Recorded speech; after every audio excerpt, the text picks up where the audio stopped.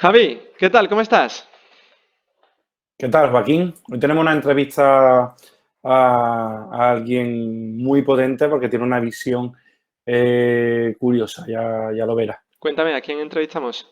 Mira, vamos a entrevistar a Ciro López. Ciro López es artista, formador, pero es autor también de un libro que se llama Esencia, que ofrece un montón de propuestas sobre cómo transformar el espacio educativo. Yo lo descubrí por una compañera del cole que me habló de este libro, luego al final ese libro acabó llegando a mis manos y la verdad que su propuesta es muy interesante, así que estoy deseando de escucharlo. Pues entonces, ¿te parece si no nos entretenemos más y vamos para adentro con Ciro López? Entrevistamos a Ciro López en Ideas para Profe. Ideas para profes.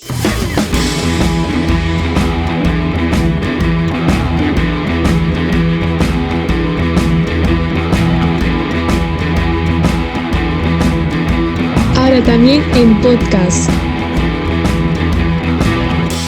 Ideas para profes. Suscríbete. Buenas tardes, Ciro. Muy Ciro buenas. es artista, formador y eres autor de un libro que se llama Esencia, que habla sobre la transformación del espacio educativo. Yo te descubrí a raíz de este libro. A mí la verdad que me abriste los ojos con este libro de cómo debería ser el espacio educativo para que realmente tenga esa función. Entonces, bueno, me surge la pregunta, ¿por qué piensas que hay que transformar el espacio? ¿Cómo surge esta idea? Bueno, la idea surge yo a título personal ya desde hace muchos años. Cuando era profesor, una de las primeras cosas que hacía era transformar el aula, acondicionar el aula antes de empezar a dar clase. O sea, no podía dar clase si no tenía el aula preparada en función de lo que yo necesitaba. Es como, yo suelo poner el ejemplo de la cocina. Y yo también soy incapaz de cocinar si la cocina no está limpia, ¿no? Es como que tengo que tener todo preparado para poder empezar, ¿no? Y así me sucedía en el aula. Y lo hacía por necesidad personal, ¿no? Luego también siempre me encargaban del teatro como responsable. Mira tú que bailas y que haces mimo, tal, encárgate de los festivales. Y durante meses me encargaba con muchos adolescentes y jóvenes a limpiar, a acondicionar todos los vestuarios, arreglar las luces. Y una vez durante meses, cuando ya tenía acondicionado el teatro, era cuando empezaba el proyecto teatral. Y esto es lo mismo, por una forma espontánea o necesidad personal. Y en los últimos años, también un poco por la demanda de algunos profesores, empecé a investigar, a viajar por escuelas de todo el mundo, investigar para saber el porqué y el para qué de toda esta inquietud. Y una de las cosas que me gusta comentar es que no es que tengamos un espacio como si fuese un objeto añadido, sino que somos espacio. Y la mejor arquitectura es nuestro cuerpo. Un cuerpo que se desarrolla, que se mueve, que se comunica en un ecosistema.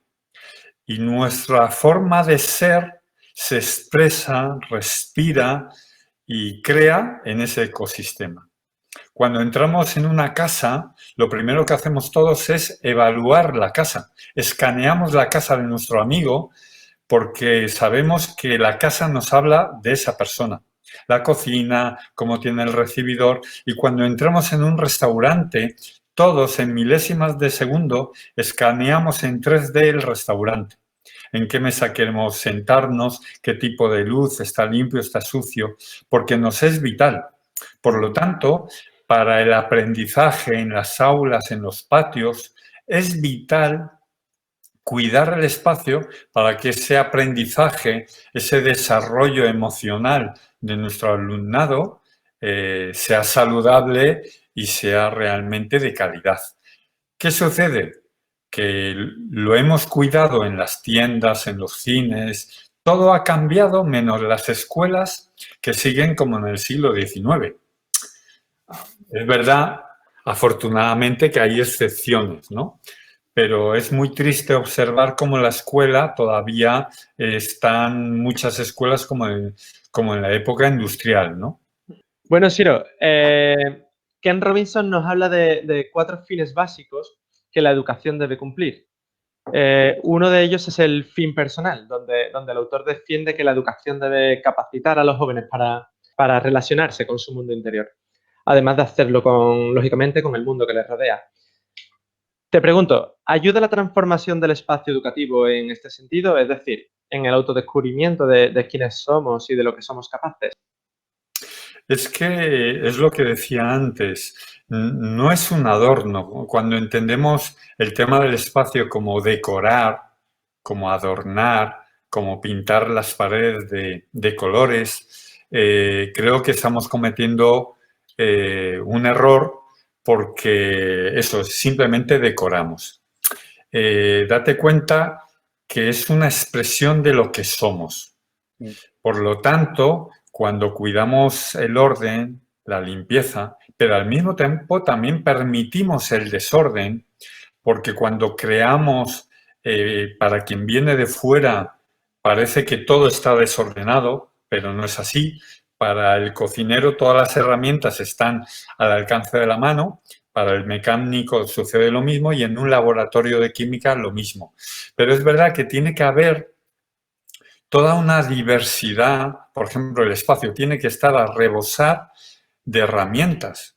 Las aulas son cajas donde simplemente hay paredes y pupitres. Entonces, evidentemente, ese crecimiento interior-exterior también en relación con los otros es de una pobreza increíble. Por lo tanto, no estimula la curiosidad, la creatividad, sino que es más bien un entorno casi o sin el casi carcelario, ¿no? Donde retenemos durante toda una mañana a niños y adolescentes así durante años. Evidentemente, pues es de una pobreza increíble. Por eso es muy importante, claro, no solo el espacio, hay otros muchos factores que incentivan la creatividad, como la metodología, como la personalización del aprendizaje, etc. O sea, no solo, pero es crucial,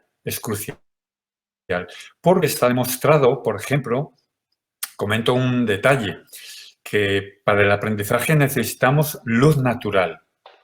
Nuestro cuerpo, no solo el cerebro, necesita un entorno de muy buena iluminación y, a ser posible, natural. ¿Qué sucede en gran parte de las escuelas de nuestro país? Que tenemos las persianas bajadas durante toda la mañana, como si fuese un búnker. ¿La razón? Pues porque tenemos un proyector, porque encendemos la luz artificial de tubos fluorescentes, que es lo peor de lo peor. Entonces, ¿qué pasa? Que eso influye dolores de cabeza, cansancio, apatía, etcétera, etcétera. Claro, cuando sabemos que necesitamos un entorno con luz natural, con el aire, oxigenación, el cerebro y el cuerpo necesita oxígeno, calidad de aire. Entonces, esto no tiene que ver con el presupuesto, tiene que ver con la calidad del entorno para aprender. Y eso favorece, evidentemente, un desarrollo tanto interior como en relación con los otros, pues estimulante. Desde luego el aire sí que me río porque ahora en esta época estaríamos constantemente, cuando entra el compañero en clase, ¿no? Aquí hay que abrir las ventanas, ¿eh? Pero claro, un educador tiene que saberlo y, por lo tanto, lo primero que tienen que hacer tanto alumnos como educadores es ventilar los espacios antes y después de cada trabajo, de cada clase, tanto en verano como en invierno, por salud y por aprendizaje, por estimulación, precisamente porque necesitamos oxígeno. Y eso, ya digo, que no es presupuesto, eso es tener criterios educativos que nos favorezcan, pues, una mayor pedagogía, ¿no? Bueno, cuando hablabas del espacio, que lo has comparado con casi un espacio carcelario, y es cierto que realmente eso, son 4 paredes, pupitres, alguna ventana, pero bueno, he visto que en alguna ocasión hablas de democratizar el espacio. Entonces, en esta línea, ¿qué papel crees que deben adoptar, qué papel deben jugar los niños en la transformación del espacio educativo? Claro, si decimos que somos cuerpo, quienes habitamos ese espacio tenemos que participar en el diseño y en la transformación del espacio que habitamos. Entonces, hay numerosos estudios en los que cuando hay una empresa de arquitectura o de diseño o tal, que externamente viene, interviene y se va, evidentemente puede ser muy moderna, muy atractiva, pero el adolescente, si no ha participado, es muy fácil que no lo cuide, que no lo respete, que no lo valore. Y habrá muchos elementos en los que quienes venimos de fuera, si no hemos escuchado las necesidades reales de esa familia, de esos abuelos, de esos alumnos, de ese profesorado, pues se cometan muchísimos errores. Y eso pasa muchas veces incluso con escuelas recién construidas, que luego viene el educador y dice, pero vamos a ver, ¿cómo estas ventanas tienen esta altura? Cuando la cabeza del alumno llega justamente a la esquina de la ventana que le golpea justo.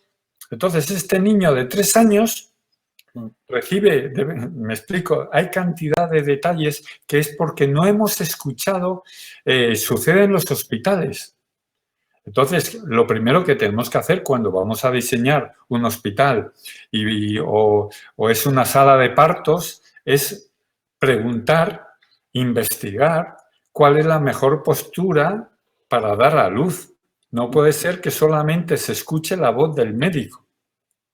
Entonces, esto sucede también en el aula.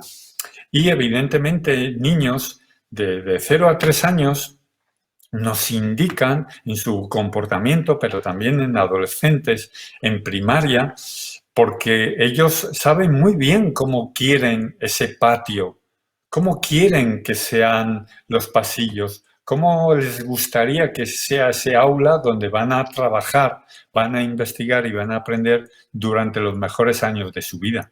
Por lo tanto, y igual sucede con las familias, igual sucede con los abuelos, donde no hemos observado, no hemos preguntado, y entonces las familias entran y no tienen ni un solo lugar para sentarse, mientras esperan recibir a sus hijos. Entonces, hay una cantidad ingente de pequeños detalles que evidencian que no preguntamos, no escuchamos, no observamos, y eso es clave.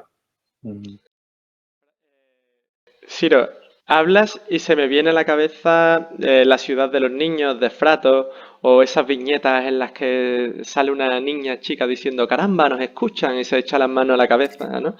Es verdad que tenemos que preguntar más a los pequeños y bueno, también a los adolescentes. Como has dicho, somos espacios, lo sueles decir mucho en tus charlas y lo has dicho también aquí hoy. El espacio educa y nos define. Sin embargo, a Javi y a mí nos preocupa la falta de creatividad y de color en las aulas de secundaria, que si se definen verdaderamente por algo es por su monocromía. ¿Por qué sucede esto en esta etapa? ¿Por qué existe ese cambio tan radical entre sexto de primaria y primero de la ESO, por ejemplo? ¿Crees que influye negativamente en las emociones del alumnado y en el modo en el que ellos van a adaptarse a esta nueva etapa que supone el instituto? Sí, claro, y creo, vamos, la pregunta creo que es imprescindible, porque una de las constataciones es que siempre se empieza por infantil. Todas las transformaciones de espacio, mayoritariamente, se empieza por infantil. Y hay una preocupación casi de marketing, ¿no? Porque es ahí donde muchas escuelas se juegan la matriculación de muchas familias, de mucho alumnado, y asociamos también los colores a infantil. Y puede darse el caso de tener aulas de infantil sobreestimuladas, es decir, mesas de color amarillo. Y claro, eso hace que acabes teniendo a los niños con una taquicardia, ¿no? Porque están sobreestimulados. Nadie sería capaz de tener en su propia casa una mesa de color amarillo para comer, entonces, o para trabajar. Y si os dais cuenta, hay toda una corriente pedagógica donde defiende colores neutros, entornos pues de colores inmateriales, de madera, etcétera, donde el color tiene que venir de las creaciones de los alumnos. ¿Y qué sucede por el contrario? Como muy bien dices, que en secundaria nos pasamos al otro extremo, donde creemos que ya es una etapa donde no hay que jugar, donde el sentir el placer por leer, por aprender, no. Esto ya, si queremos ser adultos, tú te tienes que ir preparando para la vida dura de una fábrica o de una empresa donde te van a machacar y aquí te vamos a machacar. Vas a saber lo que es sudar, ¿no? Como en el programa de La Fama, ¿no? Entonces hay que sufrir para tener que aprender. Estoy haciendo un poco de caricatura. Y resulta que no, que hoy sabemos que un entorno agradable, estimulante, placentero, piénsese en las oficinas de Netflix, en las oficinas de Google, de Apple, etcétera, donde cuidan la calidad del espacio precisamente porque son entornos muy competitivos empresarialmente y para estimular la creatividad y el pensamiento divergente, convergente, etcétera, etcétera, necesitan espacios equilibrados, con la naturaleza presente, con una calidad en el tiempo que se dedica a trabajar. Y así tiene que ser en secundaria. Una de las cosas que me gusta insistir es que todo lo que funciona en infantil y primaria funciona en secundaria. Lo único que cambia es la estética. Es decir, lo que más le molesta a un adolescente es que le trates como un niño. Pero si yo hablo de espacios cueva en infantil, funciona en secundaria. Les encanta esos espacios cueva, pero ya digo, con otro tipo de estética. A los niños pequeños les encanta sentarse en el suelo. Les sucede exactamente igual en secundaria. Lo que se sientan en el suelo del metro, que está asqueroso, o sea que fíjate tú, ¿no? Entonces, ¿qué pasa? Que tenemos que generar entornos creativos con estéticas acordes a esa edad, ¿no? Con grafitis, con madera, con naturaleza, con otro tipo de deportes, con otro tipo de grafías, etcétera, etcétera. Pero funciona absolutamente. Un espacio lector, pues un espacio lector para infantil y un espacio lector en secundaria. Bailar, pues bailar les encanta tanto en infantil como en secundaria. ¿Qué cambia? El tipo de música, el tipo de baile, pero les encanta, ¿no? Entonces eso es clave. Pero es verdad que gran parte de secundaria y formación profesional están en verdaderos desiertos carcelarios de hormigón y asfalto, ¿no? Sí que, vamos, a mí se me viene a la memoria un profe que había en la facultad que salía y se sentaba en el césped con sus alumnos. No sé si tú sabes quién es Joaquín. Sí. Joaquín y yo éramos compañeros en la facultad.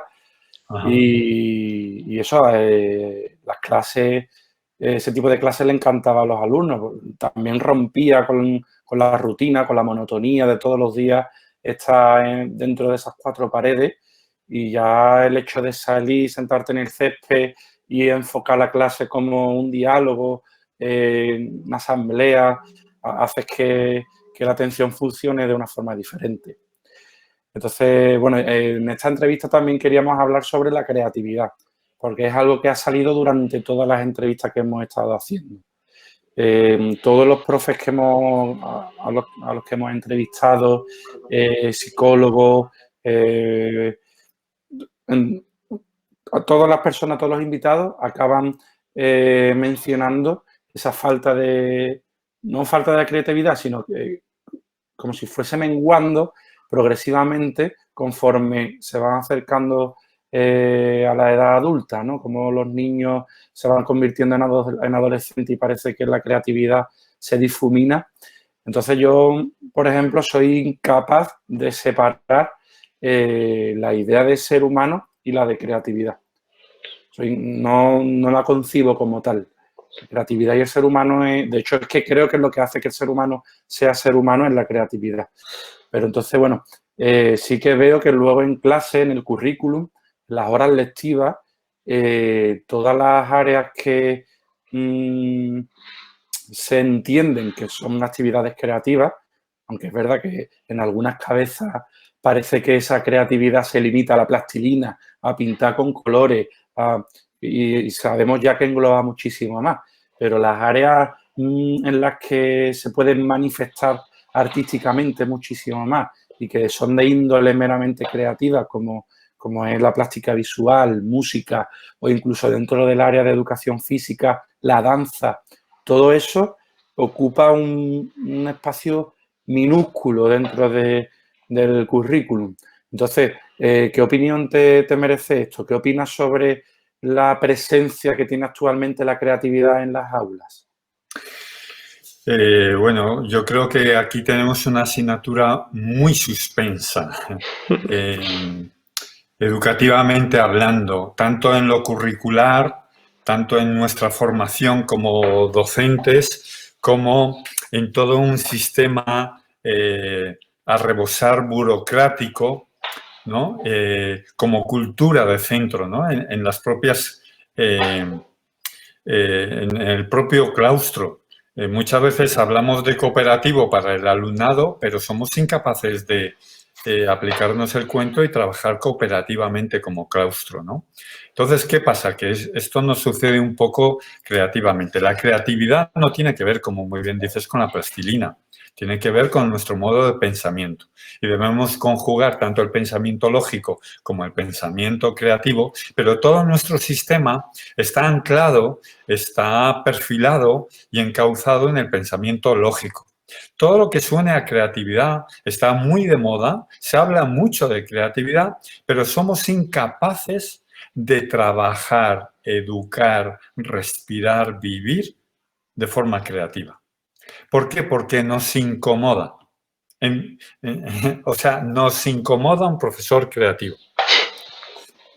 Y otra cosa son los lenguajes artísticos, pero es que la creatividad está íntimamente conectada con la matemática, con la ciencia, con la investigación, con la biología, con la programación, con la tecnología. Entonces, cuando entendemos que esto es clave para poder desarrollar todo este planeta que nos está golpeando con retos, desafíos muy complejos, vamos a necesitar sí o sí para el presente y para el futuro creatividad. Es lo que más se demanda ya en la actualidad en la mayor parte de las empresas. Y creo, honestamente, que no nos estamos preparando para estos nuevos desafíos. La infancia, o sea, nacemos creativamente.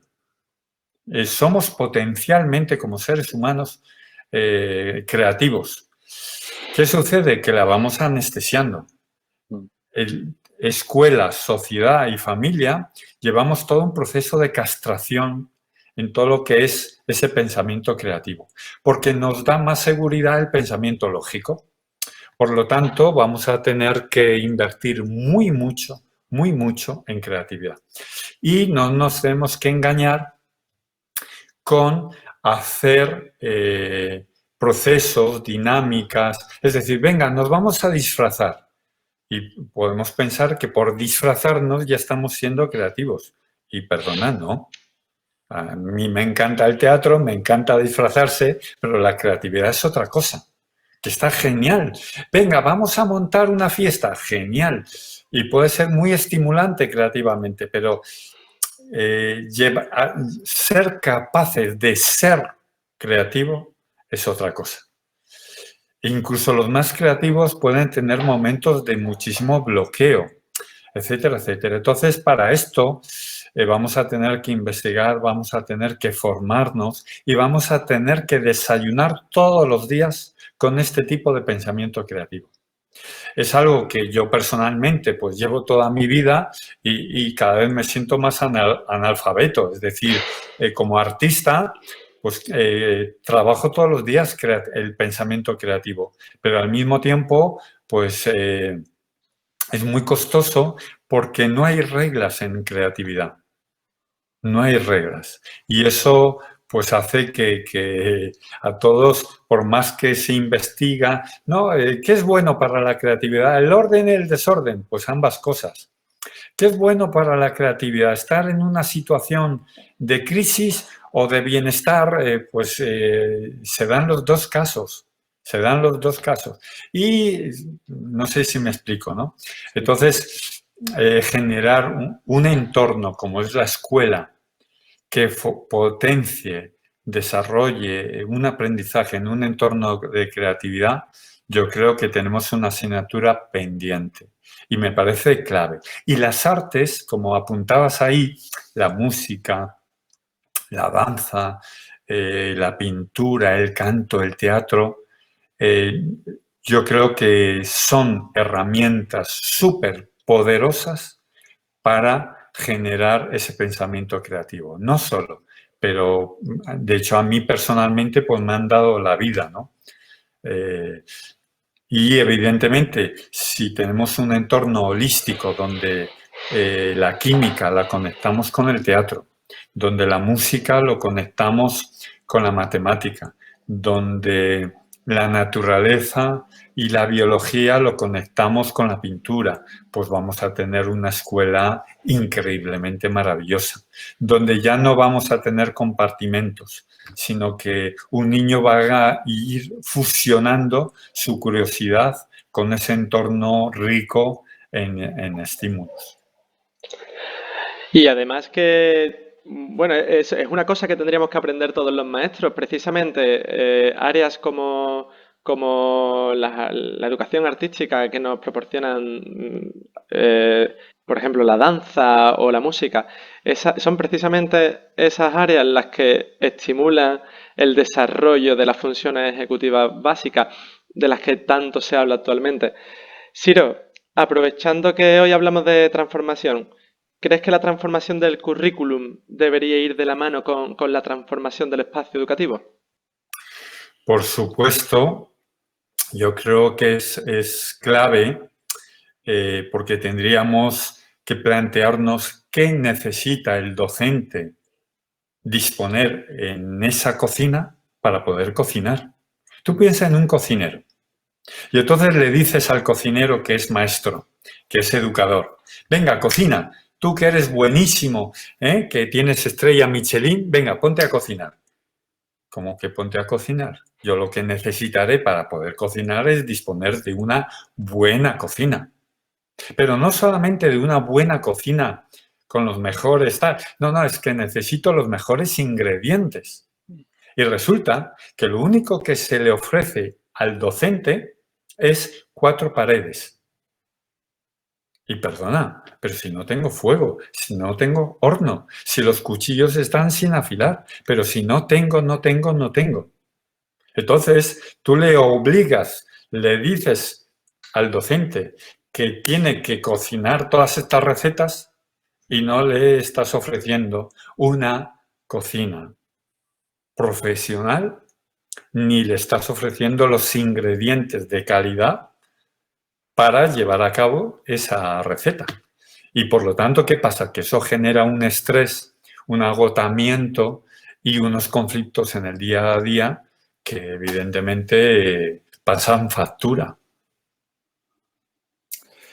Claro, es que ahí está el trabajo docente que no se ve, que luego se lleva cada uno a su casa, de cómo intentar sorprender a sus alumnos, se buscan materiales y sacan ideas debajo de las piedras.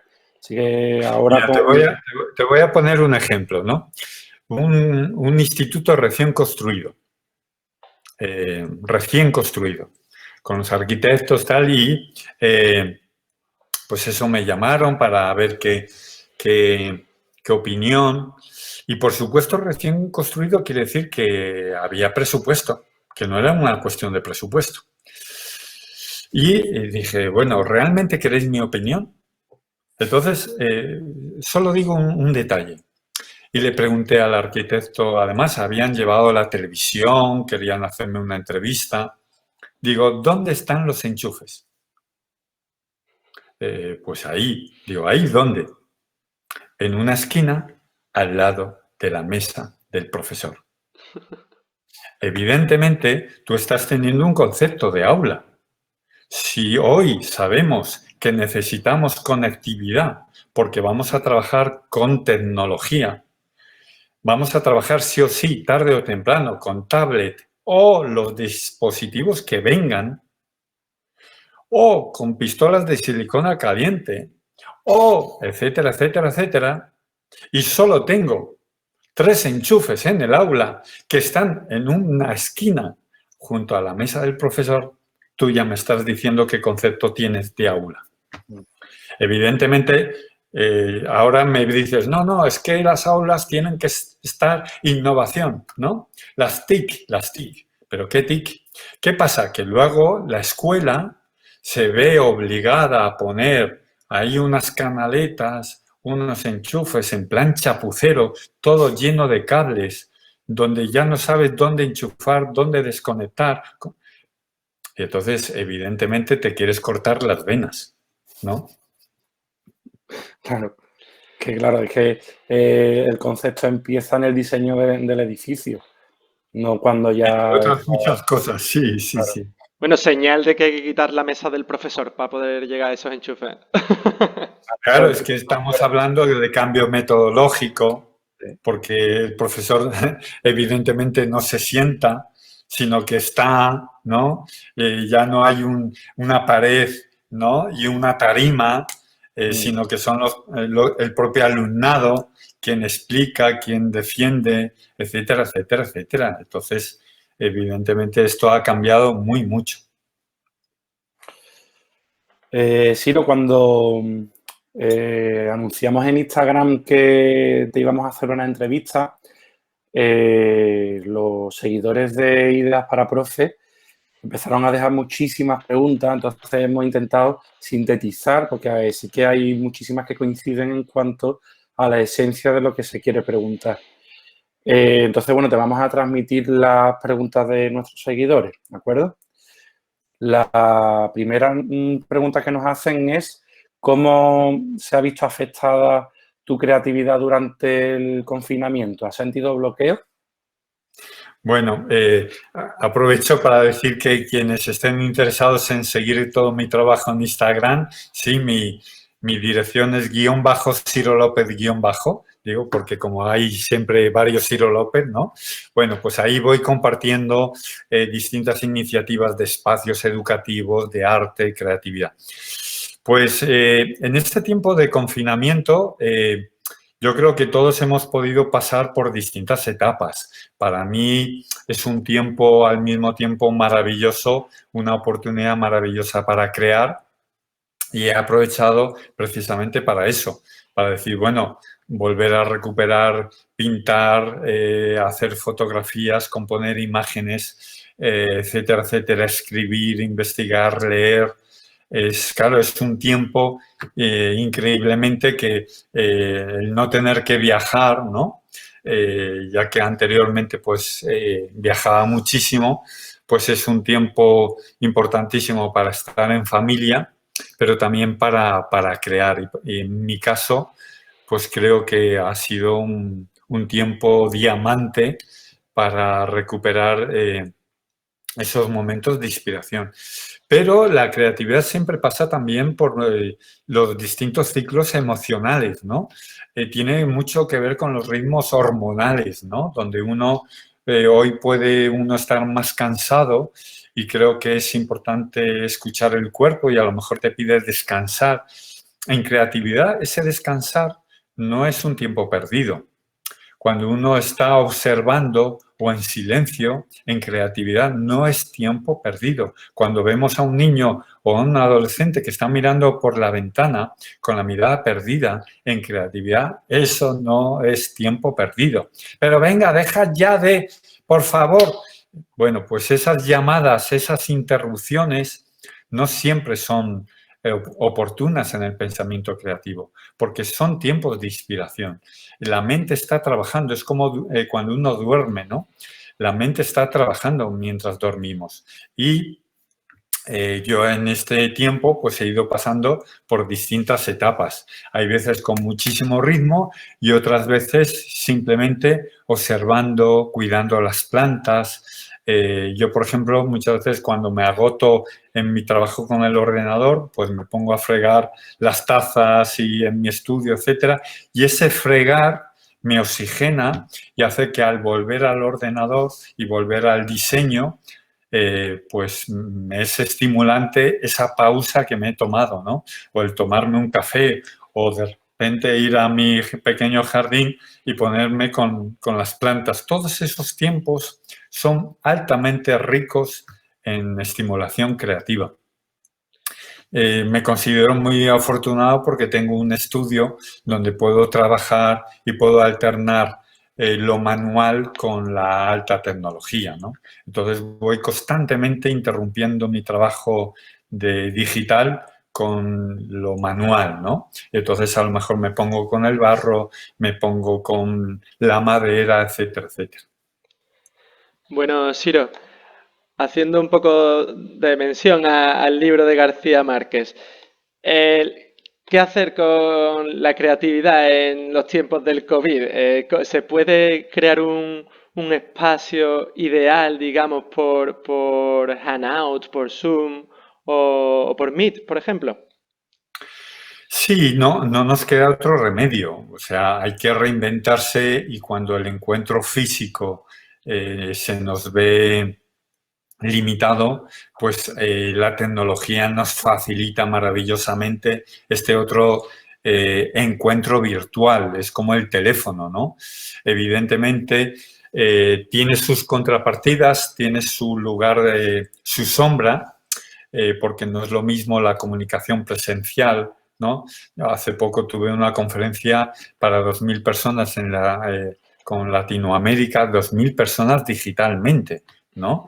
Y claro, dices, madre mía, ¿no? Pero claro, no es lo mismo. ¿Por qué? Porque yo no veo sus rostros, no puedo interpretar sus silencios, ¿no? Su forma de escucharme. Y eso es clave para yo gesticular, comunicarme. Yo ahora casi parece que estoy hablando a una pantalla mientras nos estamos comunicando ahora, ¿no? No es lo mismo cuando nos estamos comunicando presencialmente, donde no solamente nos vemos el rostro, estamos viendo todo nuestro cuerpo, la mesa donde estamos tomando el café, nuestras posturas. Toda esa comunicación no verbal es clave, pero no quita que nos tengamos que reinventar, ¿no? Y por lo tanto tendremos que dar formación, cursos, compartir en las redes sociales. ¿Y es una riqueza? Sí, maravillosamente increíble, que nos permite comunicarnos con personas que están a 4.000 kilómetros, al mismo tiempo que me comunico con una persona que está en mi ciudad que no la conozco de nada. Por lo tanto, ya digo, es muy estimulante, nos ofrece muchísimas posibilidades, pero yo sí pongo el foco que tendremos que poner mucho cuidado para retomar el contacto físico, el abrazo, las sonrisas realmente presenciales, ¿no? ¿Por qué? Porque somos animales, seres humanos que necesitamos las relaciones sociales donde el olor, los sentidos, ¿no? La luz analógica nos es vital. Y el niño, lo que no podemos a la vuelta de la escuela es volverle a encerrar en las aulas después de haber estado confinado en su propia habitación, ahora volverle a encerrar en 4 paredes a una distancia de 2 metros, ¿no? Vamos a tener que resetearnos también porque necesitamos una salud físico-emocional vital. Entonces, ese equilibrio entre tecnología y mundo analógico yo creo que es clave. Es como la presencia de la inteligencia artificial, la robótica y todo lo que es precisamente lo físico, ¿no? Lo corporal. Yo creo que cada vez va a ser uno de los grandes desafíos, porque la tecnología es maravillosamente increíble, pero vamos a tener también que pagar un alto precio. Yo no sé cómo lo vamos a hacer en septiembre. Es un enigma. Otra seguidora de Ideas para Profe en Instagram nos dejaba una pregunta que está relacionada también con esa pérdida de la creatividad conforme vamos creciendo. Nos decía, ¿crees que desaprendemos a ser creativos? ¿Qué clave nos podríamos dar a nuestros alumnos para reconectar con esa creatividad? Generalizando, que yo creo que nunca es real, hay una gran parte de nuestros entornos educativos que frenan, coartan, castran ese proceso creativo que nos llega desde la infancia. Basta observar, como decíamos antes, ¿no?, qué sucede en infantil y qué va sucediendo en esa misma personita, en esa misma persona a medida que vaya creciendo, ¿no? O ese miedo al ridículo, ese miedo a bailar, a hablar en público, etcétera, ¿no? Y bastaría mirarnos en el espejo. ¿Por qué cuando éramos niños y niñas, con 4 años pintábamos, bailábamos, cantábamos, y por qué hemos dejado de cantar, por qué hemos dejado de pintar, por qué hemos dejado de, ¿no? Entonces, ese proceso, ¿por qué? Porque nuestro entorno social ha priorizado, como decíamos antes, el pensamiento lógico. Claves, hay muchas, ¿no? Una es el entorno, entornos que sean ricos y estimulantes, que fomenten esa creatividad, donde ahí en el libro pues lo trabajo abundantemente en esas casi 400, ¿no? 400 páginas. Y una clave es generar muchísima flexibilidad. Cuando tenemos un entorno con un exceso de normas, de prohibido, de esto no, esto no, esto no, pues evidentemente eso va coartando la creatividad. Cuando tenemos un entorno más flexible, cuando digo flexible no quiere decir que no haya normas, pero las normas están por debajo de las personas. Entonces, cuando flexibilizamos el horario es fundamental, sí, pero que sea flexible. ¿Por qué? ¿Y eso qué sucede? Que genera creatividad. Entonces, cuando tenemos durante 12 años el mismo horario, pues evidentemente nos aniquila creativamente.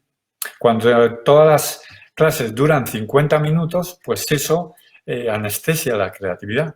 Pero si de repente tenemos reuniones que duran 10 minutos, pues eso estimula creativamente.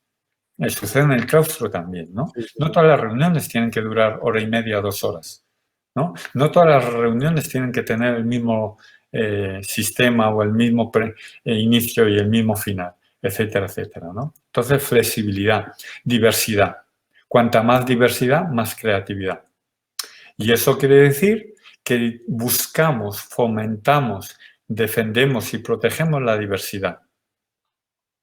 Y entonces la diversidad de género, la diversidad de edades, entonces si mezclamos edades va a enriquecer la creatividad. Si tenemos patios donde se estimula la diversidad de juegos, eso es potencia la creatividad. Si tenemos un entorno donde la sexualidad y la afectividad se vivencia y se respeta desde la diversidad, pues se potencia, ¿sí? Etcétera, etcétera, etcétera. Y así podríamos continuar, ¿no? Por eso que sí, evidentemente, hay numerosas claves que puede ayudar. Por ejemplo, otra, que haya una riqueza de herramientas, de objetos, de entornos donde, tanto en el aula como en el patio, como en las salas, haya una diversidad de estímulos, de tecnología, de objetos y de herramientas. Eso hace que un día podamos trabajar con una tablet, con un ordenador que nos ha podido costar 3.000 euros y de repente estemos trabajando con barro, cuyo coste es prácticamente cero. Entonces, esa riqueza, ¿no?, de estímulos y de materiales y de herramientas, ¿no?, que estemos trabajando con ya digo, con una cámara de vídeo de alta tecnología, al mismo tiempo que estamos trabajando con lápices de toda la vida, ¿no?, o con la tiza, o con madera, o con hojas, o con piñas, etcétera, ¿no? Bueno, Siro, un seguidor de Ideas para Profes también nos dejaba la siguiente pregunta. ¿Cuáles tienen que ser las características de un profesor creativo? Para mí, la clave es la pasión. Tiene que ser una persona enamorada de su profesión como educador, no solo de su materia, sino de ser educador. No me basta que sea matemático o que sea, sí, tiene que sentirse apasionado. ¿Por qué? Porque cuando en una escuela hay una persona apasionada, contagia, arrastra y deja marca de por vida. Entonces, ese profesor que es apasionado del ajedrez, pues es increíble cómo ahí empiezan a surgir como setas, como hongos, niños y niñas apasionados del ajedrez, porque hay una persona enamorada, ¿no? Y enamorada y una persona que ama y estimula, acompaña a su alumnado. Yo creo que lo afectivo tiene que ver muchísimo con la creatividad. Porque es verdad que hay profesores muy exigentes, ser afectivos con el alumnado no quiere decir que uno no sea exigente. Cuando hay pasión, hay exigencia. Es decir, en danza, en teatro, en matemáticas, el alumno está deseando la exigencia, pero desde la pasión. No hay disciplina más intensa que la danza, por ejemplo, o el deporte, ¿no? Entonces, el alumno está dispuesto a sudar, pero siempre que hay pasión, ¿no? Entonces, yo creo que lo afectivo, pero se tiene que acompañar con ese respeto, ¿no? Esa calidad, ¿no? Al mismo tiempo, la flexibilidad. Volvemos otra vez a ese principio de flexibilidad, ¿no? Donde escucha al alumno, ¿no? Porque muchas veces estamos aprendiendo juntos y eso es clave. Entonces tenemos que lograr un ecosistema donde juntos nos planteamos un reto y juntos caminamos en ese reto. Tanto el educador como de tal forma que no se distinga quién es profesor y quién es educando, ¿no? O sea, quién es alumno y quién es profesor. De tal forma que nos hagamos un proceso, ¿no? La creatividad es un proceso, no tanto un resultado, ¿no? Ciro, te hago la última pregunta de los seguidores de Instagram. En este caso hacía referencia, esta pregunta la ha hecho una compañera mía del cole, que es precisamente la que me dio a conocer tu libro. Y dejaba esta pregunta. Decía, cuando estamos frente a un espacio vacío, ¿qué debemos tener en cuenta para sacarle provecho? Yo recomiendo muchas veces en las escuelas, en las aulas o en el patio es vaciar, o sea, sacar todo, porque nos condiciona, es como pequeños remiendos, ¿no? Y no acabamos de que, es como tratar de afinar el instrumento. Y tenemos muchas aulas, muchos espacios precisamente cuyo papel está sucio, ¿no? Entonces, pintar en una superficie, en un agua que está contaminada, pues no hay peor cosa, no nos anima a beber de ese agua, ¿no? Por eso muchas veces lo mejor, ahora que viene el verano, sería vaciar el aula, sacar todo, absolutamente todo, y tener una nueva mirada. Y ese vaciar es también vaciar nuestra mente. Y decir, venga, voy a verlo con otros ojos. Es como ese papel blanco y voy a soñar. ¿Qué quiero? ¿Qué necesito? Pues venga, necesito que en las paredes pueda colgar absolutamente todo lo que yo necesito. Colgar una bicicleta, colgar del techo, colgar papeles o colgar en gran formato. Pues entonces necesitaré unos raíles donde con ganchos pueda colgar cosas de peso y no necesite un taladro. Necesitaré imanes, necesitaré velcro, necesitaré... Entonces, cuando yo acondiciono ese aula para que en el día a día pueda tomar decisiones en cuestión de 3 minutos y yo diga, venga, pues esta bicicleta la cuelgo en la pared y en los radios de las ruedas con pinzas voy a colocar fotografías de lo que hemos realizado en el proyecto de aula. ¿Qué tardo? 5 minutos. ¿Por qué? Porque tengo un raíl en blanco en la parte superior de las paredes que me permite poner cadenas y colgar la bicicleta. Pero claro, he hecho una inversión. He acondicionado el aula para tener pizarras de rotulador, pizarras de tiza, de suelo a techo. Tengo sitios para proyectar en cualquier pared.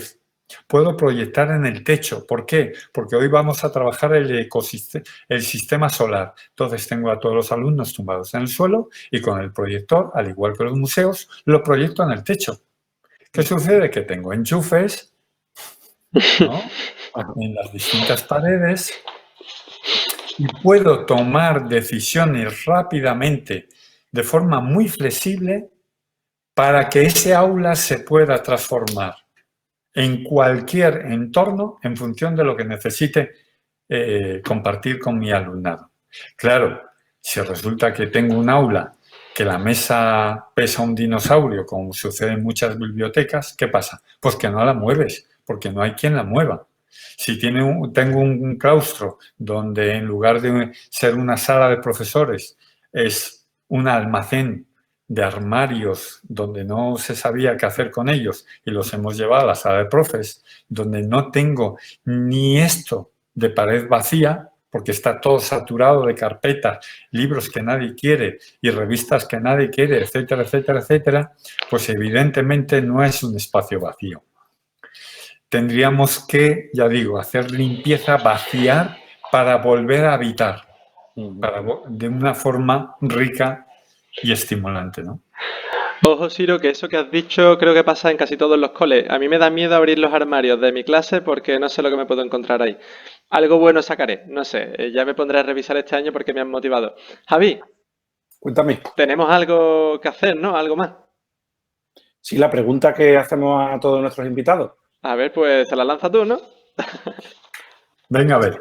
A todos los invitados que estamos entrevistando le hacemos esta pregunta y, bueno, cada uno ha dado su punto de vista sobre este aspecto. ¿Qué cambiarías en la educación de forma prioritaria?